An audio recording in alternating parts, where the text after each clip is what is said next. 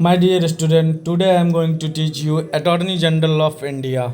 आज मैं आपको इस वीडियो में भारत के महान्यायवादी के बारे में वो सारे तथ्यों को बताऊंगा, वो सारे इम्पोर्टेंट पॉइंट को कवर करूंगा जो आपके एग्ज़ाम में फ्रिक्वेंटली आस्क क्वेश्चन में आते हैं। मैं इसके अलावा भी बहुत सारे डिटेल को बताऊंगा, उनका कार्यकाल क्या होता है, उन्हें किस तरह से हटाया जा सकता है, उनका कार्य क्या होता है, इन सारी चीज़ों के बारे में मैं डिटेल से कवर करूंगा। और ये एक ऐसा टॉपिक है कि आप चाहे ग्रुप डी का एग्ज़ाम देने जा रहे हो या आप पीसीएस लेवल का एग्ज़ाम देने जा रहे हो, आपको भारत के महान्यायवादी से एक ना एक क्वेश्चन एग्ज़ाम में देखने को मिलता ही है। तो आप इस वीडियो पे पूरा लास्ट तक बने रहिए। मैं आपको अच्छे से भारत के न्यायवादी के बारे में, भारत के महान्यायवादी के बारे में समझाता हूँ। सबसे पहला कंसेप्ट तो आप ये समझिए कि भारत के महान्यायवादी होते क्या हैं, भारत के महान्यायवादी क्या होते हैं, क्यों अपॉइंट किए जाते हैं। तो सरकार, कोई भी सरकार रहे, जैसे अभी मोदी सरकार है, तो इस सरकार में जितने भी मंत्री हैं, उन सभी मंत्री और सभी मंत्रालय में ज़रूरी नहीं है कि सारे के सारे मंत्री और प्रधानमंत्री जो हमारे होंगे वो विधि के जानकार हो, कानून के बारे में समझ रखते हों, ये ज़रूरी नहीं है। लेकिन सरकार जब भी आती है तो वो कोई ना कोई कानून बनाती है। जैसे ट्रिपल तलाक बिल की बात करें तो ट्रिपल तलाक बिल जब पास हुआ था तो उसके विरुद्ध हाई कोर्ट में, सुप्रीम कोर्ट में, डिस्ट्रिक्ट कोर्ट में बहुत सारे केस किए जाते हैं लोगों के द्वारा। सरकार के विरुद्ध केस किया जाता है। तो सरकार के विरुद्ध जब केस किया जाता है तो सरकार किसी ना किसी आदमी को तो अपॉइंट करेगा जो उसके तरफ से कोर्ट में लड़े। तो वही आदमी होता है भारत के महान्यायवादी, जो सरकार की तरफ से वकालत करता है, किसी भी केस को लड़ता है, सरकार को विधिक सलाह देता है कि आपको इस पॉइंट पे ये करना चाहिए, आपको इस तरह से केस को सुलझाना चाहिए। मैं आपको आगे उसका कार्य बताऊंगा, बट आप मोटे तौर पे सिर्फ ये समझिए कि भारत के महान्यायवादी जो होते हैं वो विधि अधिकारी होते हैं। मैं अब स्टार्ट करता हूँ।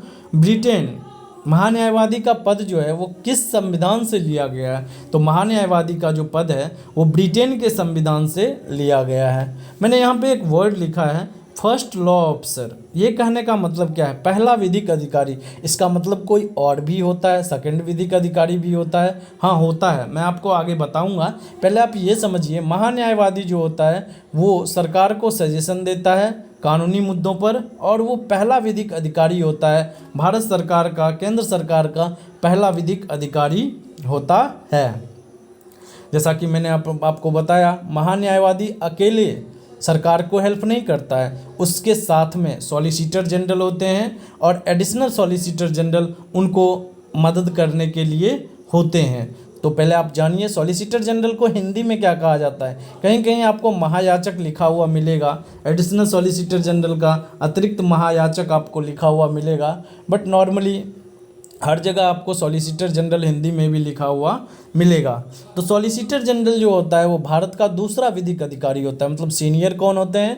अटॉर्नी जनरल, और उनके नीचे कौन काम करते हैं? सॉलिसिटर जनरल उनके नीचे काम करते हैं। तो ये दूसरा विधि अधिकारी होता है। विधि से जुड़े कोई भी कागज़ या कार्यवाही में सॉलिसिटर जनरल महान्यायवादी का पूरा सहयोग करते हैं। जहाँ तक राष्ट्रपति की बात करें तो राष्ट्रपति जो है वही सॉलिसिटर जनरल को नियुक्त करता है और उसे हटाने का भी पूर्ण अधिकार महामहिम के भी पास होता है। अभी अपने महामहिम कौन है जानते हैं आप? रामनाथ कोविंद जी हैं। और अब भी करंट में हमारे सॉलिसिटर जनरल कौन? देखिए, सॉलिसिटर जनरल एक होता है और अतिरिक्त सॉलिसिटर जनरल बहुत सारे होते हैं। अभी कम से कम 8 या 10 अतिरिक्त सॉलिसिटर जनरल हैं, तो उनका नाम ज़्यादा इम्पोर्टेंट नहीं होता है, बट करंट सॉलिसिटर जनरल का नाम इम्पोर्टेंट होता है। तो अभी वर्तमान में हमारे सॉलिसिटर जनरल जो हैं वो तुषार मेहता हैं। और जबकि बात करें देश के पहले सॉलिसिटर जनरल की, देश के पहले सॉलिसिटर जनरल जो थे वो सीके दफ्तरी थे। देश के पहले सॉलिसिटर जनरल कौन थे? सीके दफ्तरी थे। मैंने ये ब्रीफ में आपको थोड़ा सा सॉलिसिटर जनरल के बारे में बताया, और बाकी जितना भी चीज़ मैं आपको पढ़ाऊंगा अटॉर्नी जनरल में, वो सारे चीज़ सॉलिसिटर जनरल में लागू होते हैं, क्योंकि वो उसका सेकंड, उसके हेल्प करने के लिए सिर्फ सॉलिसिटर जनरल होता है। इसीलिए अटॉर्नी जनरल का जो भी इम्पोर्टेंट पॉइंट है वो सारा का सारा सॉलिसिटर जनरल पे भी अप्लाई होता है। तो अब हम फिर से चलते हैं अटॉर्नी जनरल की तरफ और उसके महत्वपूर्ण तथ्यों को देखते हैं। अटॉर्नी जनरल ऑफ इंडिया, अब जानते हैं कि पहले हमारे अटॉर्नी जनरल कौन थे। अभी कौन है कि के वेणुगोपाल जी हैं। और पहले अटॉर्नी जनरल कौन थे, तो पहले जो अटॉर्नी जनरल थे वो MC सीतलवाड़ थे, और इनका भी कार्यकाल CK दफ्तरी जो कि पहले सॉलिसिटर जनरल थे उनके ही बराबर है, 1950 टू 1963। और ये भी प्रधानमंत्री पंडित जवाहरलाल नेहरू के ही कार्यकाल में ये दोनों थे। कभी कभी ये भी पूछ लिया जाता है कि पहले जो सॉलिसिटर जनरल थे या पहले जो अटॉर्नी जनरल थे वो किस प्रधानमंत्री के कार्यकाल में बने, तो पंडित जवाहरलाल नेहरू के कार्यकाल में बने। तो worked at his post for the longest term. और MC सीतलवाड़ आज तक के इतिहास में जितने भी अटॉर्नी जनरल बने हैं उनमें से सबसे लंबा टर्म किनका रहा है, MC सीतलवाड़ का रहा है, फॉर 13 ईयर्स। कितने साल के लिए, 13 सालों के लिए बने। जहाँ पे अगर बात करें सोली सोराबजी, ये भी एक अटॉर्नी जनरल थे, हमारे महान्यायवादी थे। सोली सोराबजी जो थे उनका कार्यकाल सबसे छोटा माना जाता है। वो उन्हें 2 बार अपॉइंट किया गया। एक बार पहली बार अपॉइंट किया गया 1989 से 1990 में उनको अपॉइंट किया गया सोली सोराबजी को, और दूसरी बार अटल बिहारी वाजपेयी जब प्रधानमंत्री थे तो उस समय अपॉइंट किया गया 1998 से 2004। देखिए मैंने इससे पहले बहुत सारे वीडियोज़ बनाए भारत के प्रधानमंत्री, भारत के राष्ट्रपति, और उनमें भी मैंने इसी तरह हर एक तथ्यों को कंप्लीट करके बताया। जैसे ये 1998 टू 2004, अब ये किनका कार्यकाल था, तो अगर आप वो वीडियो को देखेंगे तो आपको पूरी जानकारी याद ही हो जाएगी। भारत के प्रधानमंत्री का वीडियो जो मैंने बनाया है उसको आप प्लेलिस्ट में पड़ा हुआ है, आप उसको जाके देखिए। वहाँ से आपको क्लियर एकदम व्यू बन जाएगा कि अच्छा इतना से इतना ये प्रधानमंत्री थे, इतना से इतना ये प्रधानमंत्री थे, उन्होंने क्या क्या महत्वपूर्ण कार्य किया, वो सारे को मैंने उन वीडियो में कवर किया है। तो ये 1998 टू 2004 में सोली सोराबजी दूसरे बार अटॉर्नी जनरल के रूप में नियुक्त किए गए। और ये किस प्रधानमंत्री का कार्यकाल है, अटल बिहारी वाजपेयी का कार्यकाल है 1998 टू 2004। तो आप समझ गए होंगे कि MC सीतलवाड़ जो हमारे पहले क्या थे, अटॉर्नी जनरल थे, और इनका ही कार्यकाल अटॉर्नी जनरल के इतिहास में सबसे लंबा है। 13 साल तक इन्होंने अटॉर्नी जनरल के पद पर बने रहे। और जहाँ पे बात करें सोली सोराबजी, तो सोली सोराबजी जो थे वो 2 बार बने। एक पहली बार बने 1989 से 1990 में, और दूसरी बार बने 1998 से 2004। और पहली बार जो बने थे वो इनका सबसे छोटा कार्यकाल था।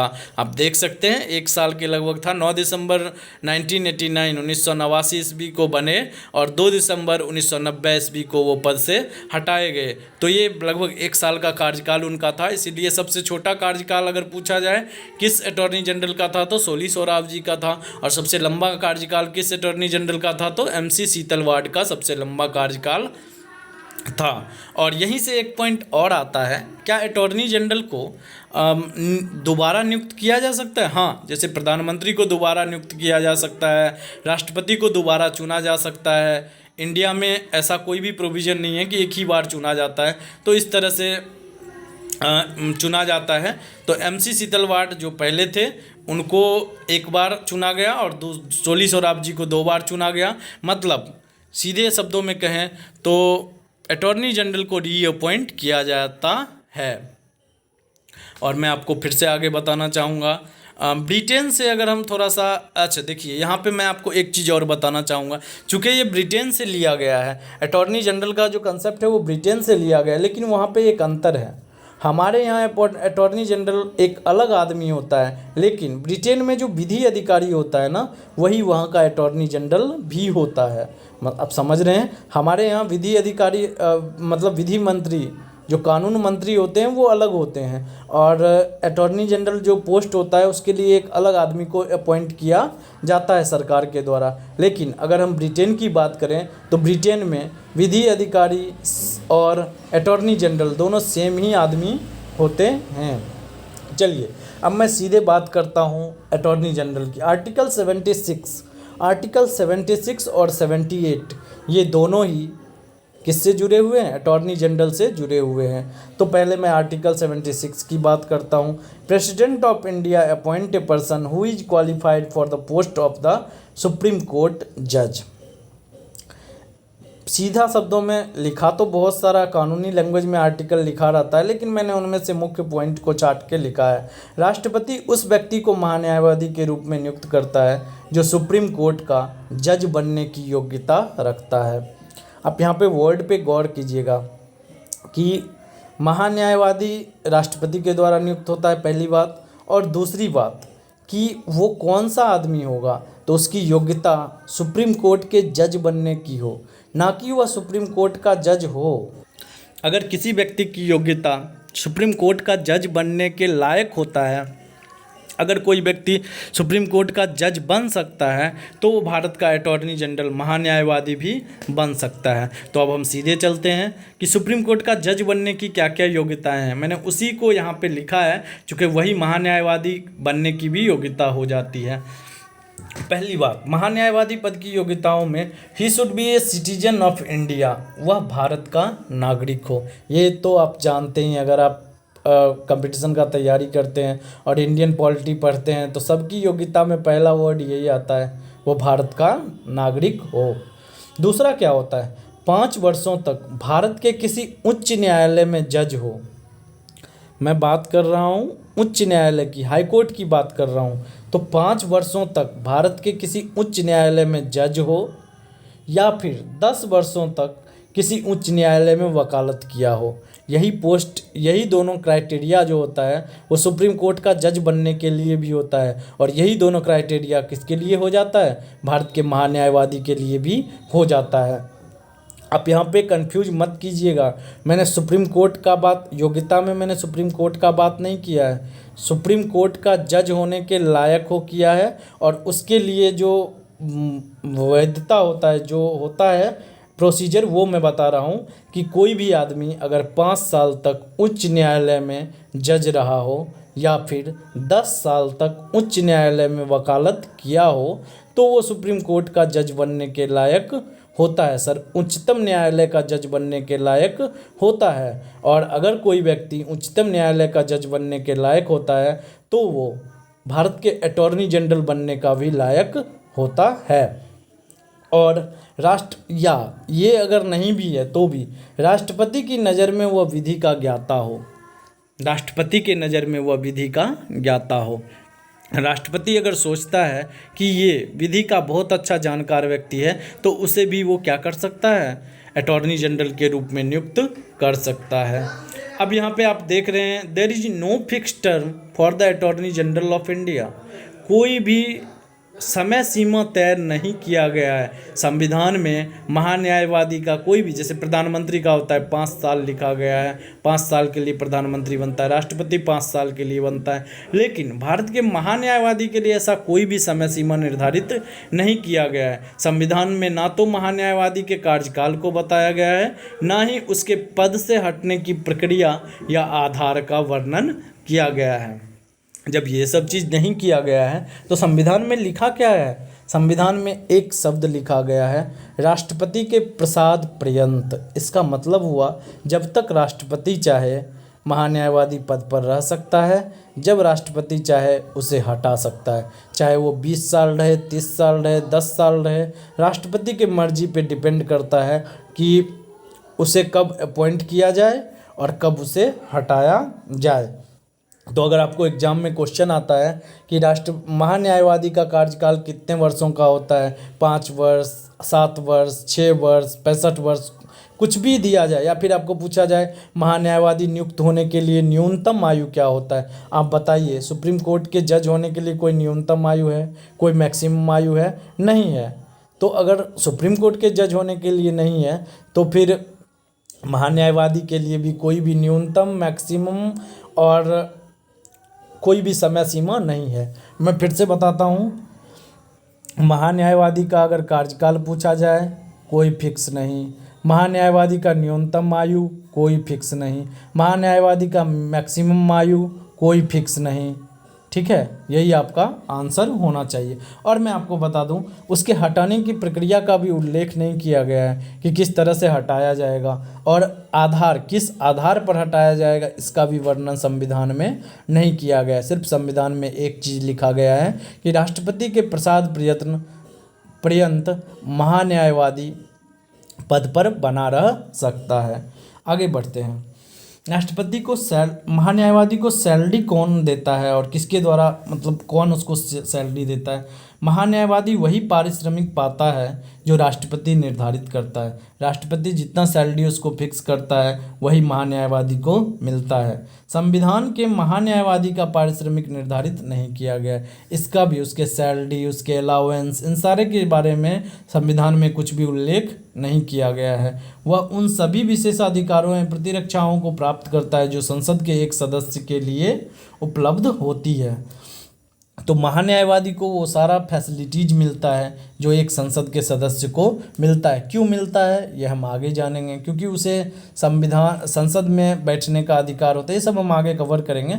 मतलब वो एक तरह का संसद के सदस्य को जितना अलाउंस मिलता है, जो भी विशेषाधिकार प्राप्त होता है, वो सारे के सारे किसको मिलता है? अटॉर्नी जनरल को मिलता है। और उसकी सैलरी फिक्स नहीं होती है। बट मैं आपको बता दूँ कि महान्यायवादी का जो सैलरी होता है वो भी संचित निधि से कटता है। मतलब जिस तरह से राष्ट्रपति का होता है संचित निधि से उसे सैलरी दिया जाता है, उसी तरह महान्यायवादी का भी सैलरी संचित निधि से दिया जाता है। आगे बढ़ते हैं। मैंने जैसा बताया, वह राष्ट्रपति के प्रसाद प्रयत्न पद पर बना रहता है और वह स्वयं अपना इस्तीफा भी राष्ट्रपति को देता है। राष्ट्रपति जब तक चाहे तब तक वो पद पर बना रहेगा, लेकिन अगर उसे खुद ही पद से हटना रहे तो वो अपना इस्तीफा किसको देता है? राष्ट्रपति को देता है। और जानिए, राष्ट्रपति ऐसे ही उसको अपॉइंट नहीं करता है।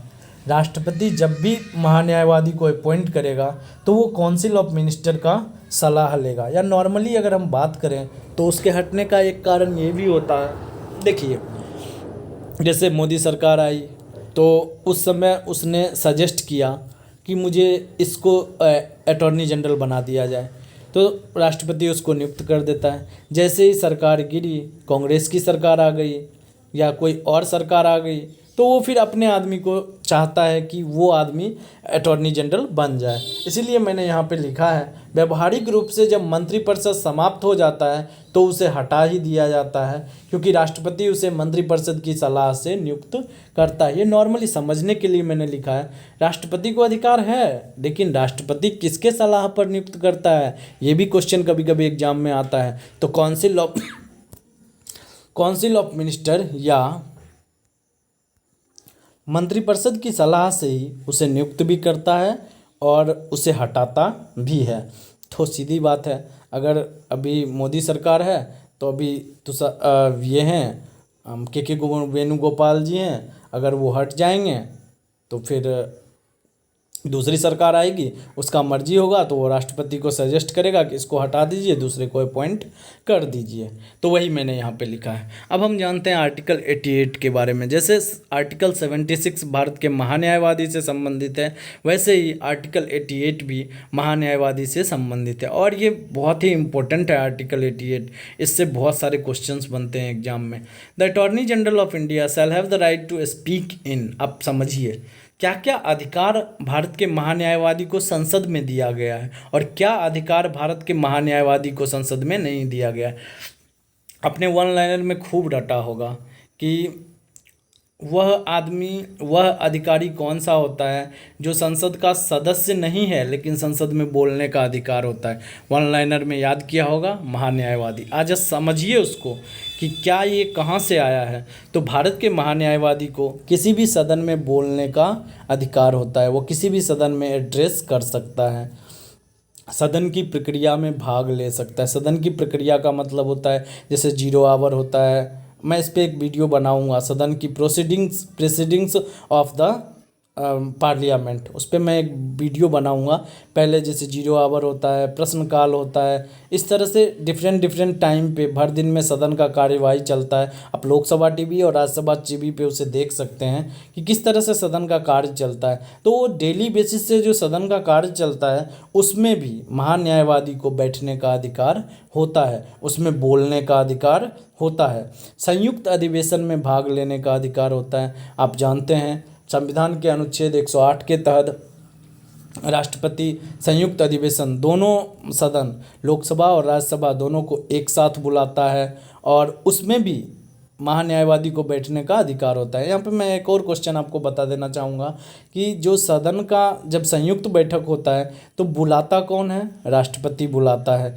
और उसकी अध्यक्षता कौन करता है? तो लोकसभा के अध्यक्ष ही उसकी अध्यक्षता करते हैं। फिर हम आते हैं पॉइंट पे कि महान्यायवादी को सदन में बोलने का अधिकार है। सदन की प्रक्रिया जो कि डेली बेसिस से प्रक्रिया होती है, प्रोसीडिंग्स जो भी होता है सदन का, उसमें बैठने का अधिकार होता है। संयुक्त अधिवेशन में भाग लेने का अधिकार होता है। ये सारे के सारे अधिकार किसे दिए गए हैं? अटॉर्नी जनरल को, जबकि वह संसद का सदस्य नहीं होता है। संसद जैसे चुन के आते हैं या मनोनीत होके आते हैं, ऐसा कोई भी बात अटॉर्नी जनरल के साथ नहीं होता है। तो वो सदन का सदस्य ना रहते हुए उसे उसमें बोलने का अधिकार है, प्रक्रिया में भाग लेने का अधिकार है, संयुक्त अधिवेशन में भाग लेने का अधिकार है।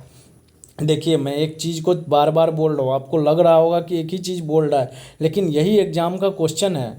आपको यही एग्ज़ाम पे क्वेश्चन, यही मल्टीपल चॉइस क्वेश्चन में दे दिया जाएगा कि कि कौन कौन सा चीज़ करने का अधिकार नहीं है, और आप यहाँ पे इग्नोर करेंगे लेकिन एग्ज़ाम में आप फंस जाएंगे। तो आप समझने का कोशिश कीजिए। आगे मैं बताता हूँ, सदन की जिस समिति में वो सदस्य है, आप जानते हैं सदन की बहुत सारी समिति होती है, लोक लेखा समिति होती है, आकलन समिति होती है, तो उसे सदन की समिति में भी नियुक्त किया जाता है। तो सदन की जिस समिति का वह सदस्य होता है, जब उस समिति का प्रोसीडिंग्स चल रहा है, प्रक्रिया चल रहा है, तो वहाँ पे उसे बोलने का अधिकार होता है। यह सारा का सारा अधिकार किसको होता है? महान्यायवादी को। पहला अधिकार सदन में बोलने का अधिकार, दूसरा अधिकार संयुक्त अधिवेशन में बैठने का अधिकार, संसद की प्रक्रिया जो होती है उसमें बैठने का अधिकार, बोलने का अधिकार, और संसद की जिस समिति का वह सदस्य होता है, ये जरूरी नहीं है कि वह हर एक समिति में अपॉइंट होता है। लोक लेखा समिति, आकलन समिति, प्राक्कलन समिति, बहुत सारे समितियां होती है सदन का। तो उन सारे समिति में जिसका वह सदस्य होता है, जिसका वह मेंबर होता है, उस सदस्य उसमें उसे क्या रहता है? बोलने का अधिकार रहता है। लेकिन महान्यायवादी को सदन में दो अधिकार नहीं होता है, वह उसका मेंबर नहीं होता है और उसे वोट देने का अधिकार नहीं होता है। सदन में अगर वोटिंग चल रहा है किसी मुद्दे पे तो वो वोटिंग नहीं कर सकता है। चलिए, देश के मुख्य विधि अधिकारी होने के नाते महान्यायवादी को कौन कौन से कार्य करने पड़ते हैं। अब महान्यायवादी के कार्य को समझते हैं कि कौन कौन सा कार्य महान्यायवादी को करना पड़ता है। तो चलिए, मुख्य कार्य तो मैंने पहले ही बता दिया, सलाह देता है। लेकिन किस तरह का सलाह देता है? उसमें भी तो कुछ काम होगा। किस किस तरह का वो सलाह देता है, जरा हम उस बातों को समझते हैं। पहली बात, जो भी कानूनी मुद्दे राष्ट्रपति के द्वारा दिए जाते हैं, केंद्र सरकार को सलाह देने का काम महान्यायवादी का होता है। राष्ट्रपति ही उसे सजेस्ट करता है कि चलो इस बात पे तुम केंद्र सरकार को सलाह दो कि इस मामले में कैसे कानून बनाना चाहिए, क्या होना चाहिए। तो राष्ट्रपति जो भी काम अपॉइंट करता है उसे, वो केंद्र सरकार को सलाह देता है। तो राष्ट्रपति मेनली 3 तरह का काम महान्यायवादी को सौंपता है। पहले काम की बात करें, कोई भी कानूनी केस जिसे केंद्र सरकार से जुड़ा हुआ हो, महान्यायवादी सुप्रीम कोर्ट में सरकार की तरफ से उपस्थित रहता है। अगर कोई भी केस आ गया सुप्रीम कोर्ट में, सरकार के विरुद्ध किसी ने केस कर दिया, अब सरकार का बचाव करना है, महान्यायवादी सुप्रीम कोर्ट पहुंच जाएंगे। दूसरी बात, किसी भी उच्च न्यायालय या जिला न्यायालय में केंद्र सरकार का प्रतिनिधित्व करने का अधिकार होता है। वही सेम बात, जैसे सुप्रीम कोर्ट में वो जाते हैं, वैसे ही अगर केस किया गया जिला न्यायालय या उच्च न्यायालय में, वो वहाँ पे पहुँच जाएंगे, उच्च न्यायालय या जिला न्यायालय में। अब जरूरी नहीं है हमेशा अटॉर्नी जनरल ही जाएंगे, सॉलिसिटर जनरल भी जा सकते हैं, और उनके सहायता के लिए एडिशनल सॉलिसिटर जनरल भी जा सकते हैं। ये सारे एक ग्रुप होते हैं, attorney general, solicitor general, additional solicitor general. ये तीनों मिलके सरकार के प्रेसिडिंग्स, सरकार पर जो भी केस आता है उसको संभालने का काम करते हैं। चलिए आगे बताते हैं।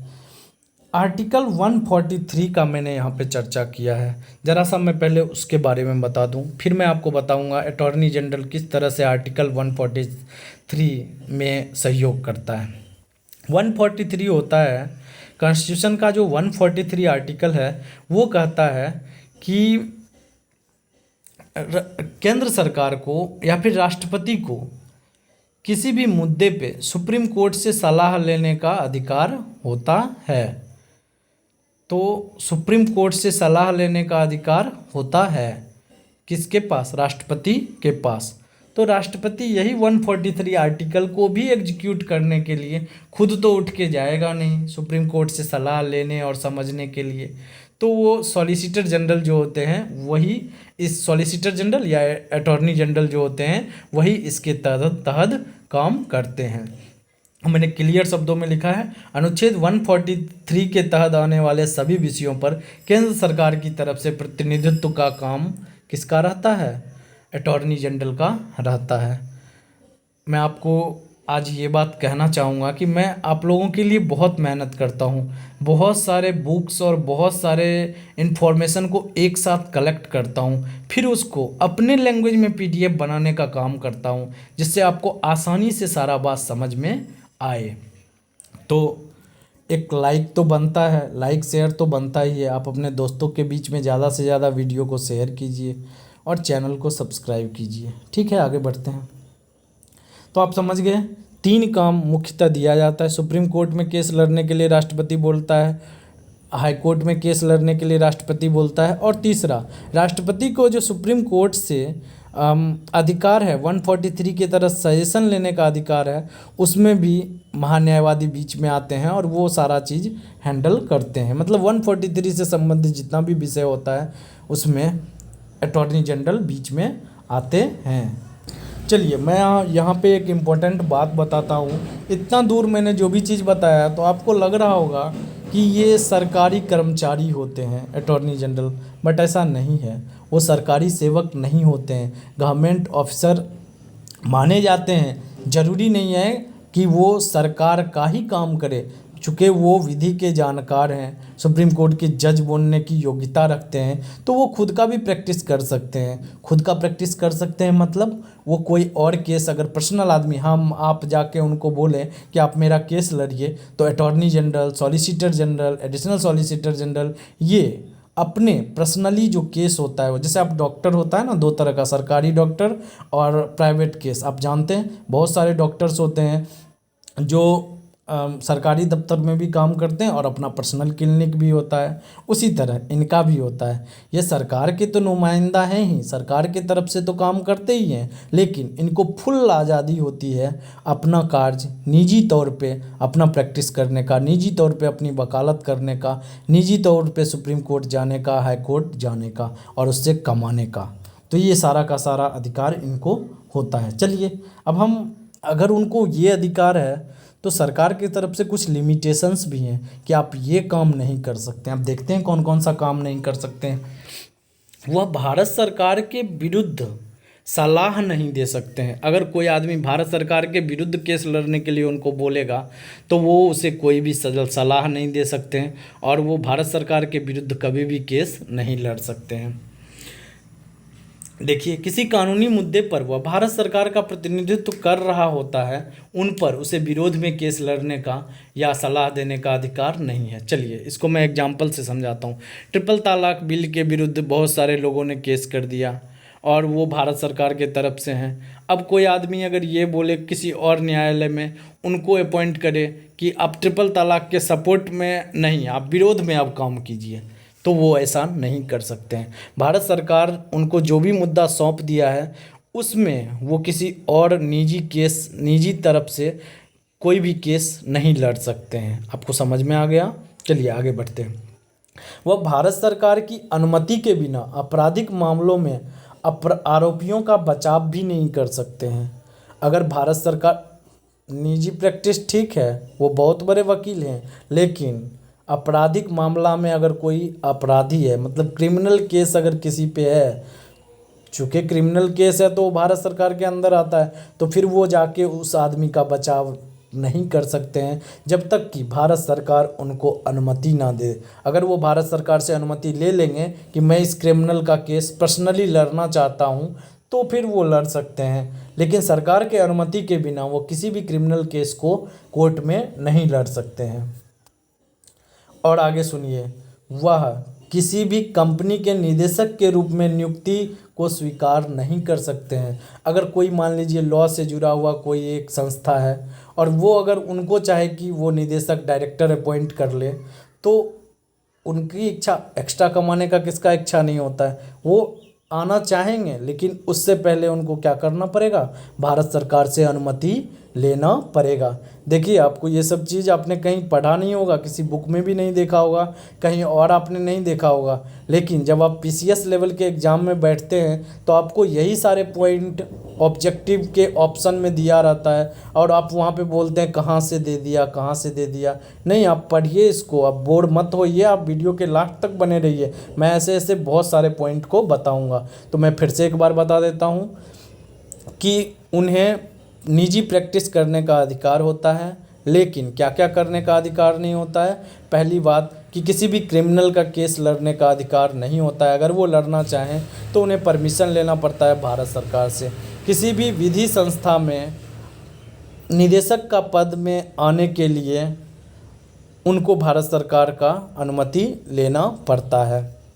आगे बात करें तो जिस मुद्दा पे वो भारत सरकार का केस लड़ रहे हैं, ट्रिपल तलाक हो, या फिर बात करें कि ईडब्ल्यूएस बैकवर्ड क्लास, ये इकोनॉमिकली बैकवर्ड क्लास का जो केस लड़ रहे हैं, वीकर सेक्शन का जो केस लड़ रहे हैं, अगर उसके विरुद्ध अगर किसी न्यायालय में वो एक बार वो भारत सरकार के साथ हैं और एक बार वो उसके विरुद्ध में कहीं भी केस नहीं लड़ सकते हैं। इसके बाद जैसा कि मैंने आपको बताया कि किसी भी कानूनी मुद्दे पर वो भारत सरकार का प्रतिनिधित्व करते हैं। चलिए आगे बढ़ते हैं। वही मैंने लिखा है, he can practise privately too. और जानिए आप, वो सरकारी कर्मचारी नहीं होते हैं, उन्हें निश्चित वेतन का भुगतान नहीं किया जाता है। ये भी बात आप समझिए, उनका कोई फिक्स सैलरी नहीं होता है कि संविधान ने बोला है जैसे राष्ट्रपति का 5 लाख सैलरी है पर मंथ, तो इस तरह से इनका कोई फिक्स सैलरी नहीं होता है। इनका जो वेतन होता है वो राष्ट्रपति के पर डिपेंड करता है। राष्ट्रपति जितना पारिश्रमिक उनको दिया जाना चाहिए उतना ही देता है, इसीलिए उन्हें प्राइवेट प्रैक्टिस करने का अधिकार होता है कि आप अलग से भी कमाइए, हमको तो जितना देना होगा उतना हम दे देंगे, सरकार का ऐसा कहना है। चलिए अब हम आज के करंट, कहीं कहीं आपको लिखा रहेगा 13वीं, कहीं 15वीं, मैं इसको भी क्लियर कर देना चाहता हूँ। देखिए, जब आप गिनेंगे ना, जैसे एमसी सीतलवाड़ से लेके अभी जो के वेणुगोपाल तक हैं, तो आप गिनेंगे तो आपको 13 आदमी ही मिलेंगे, लेकिन कहीं कहीं 15 क्यों लिखा रहता है वो आप समझिए। कोई 2 बार बन गए, उसको भी एक अलग अलग काउंट करके 15 बोला जाता है। तो कहीं पे आपको मिलेगा कि 15 में अटॉर्नी जनरल कौन है और 13 में, मैं तो 13वां ही मानता हूँ क्योंकि यही सही होता है। राष्ट्रपति के भी केस में अब मैंने पढ़ाया है प्रधानमंत्री, उसमें आप देखे होंगे कि मैं जैसे अटल बिहारी वाजपेयी अगर एक बार आ गए, वो 3 बार बने प्रधानमंत्री, लेकिन मैंने एक बार अगर उनको चुन लिया तो अब 2 बार उनको मैं नेगलेक्ट करूँगा, उनका नंबरिंग नहीं बढ़ाऊँगा। इस तरह से होता है, लेकिन कहीं कहीं लिखा रह जाता है 15 में, तो उसको भी काटना मुश्किल होता है। तो आप समझ गए, 13 में या 15 में जो तत्कालीन महान्यायवादी हैं वो कौन है, के वेणुगोपाल हैं। कोट्यन कंटकोट वेणुगोपाल, इनका फुल फॉर्म है कोट्यन कंटकोट वेणुगोपाल। और उन्हें भारत के तत्कालीन राष्ट्रपति, उस समय के जो तत्कालीन राष्ट्रपति थे वो प्रणब मुखर्जी के द्वारा कब अपॉइंट किया गया, 30 जून 2017 को अपॉइंट किया गया था, और 3 साल के लिए उनको अपॉइंट किया गया था। अभी भी वही है, के वेणुगोपाल। तो मैं उम्मीद करता हूँ कि आपको ये वीडियो बहुत ही अच्छा लगा होगा, आपको एग्ज़ाम में सारे क्वेश्चन सॉल्व हो जाएंगे। आप इस वीडियो को अगर पूरा देखे होंगे तो आपको बहुत सारे नए चीज़ सीखने को मिले होंगे जो कि एग्ज़ाम का क्वेश्चन होता है। तो अब एग्ज़ाम में आसान क्वेश्चन आते नहीं हैं। आपको ये नहीं पूछा जाएगा कि who is the first law officer of India, Bharat के महान्यायवादी, अटॉर्नी जनरल आपका आंसर इस तरह से नहीं पूछा जाएगा।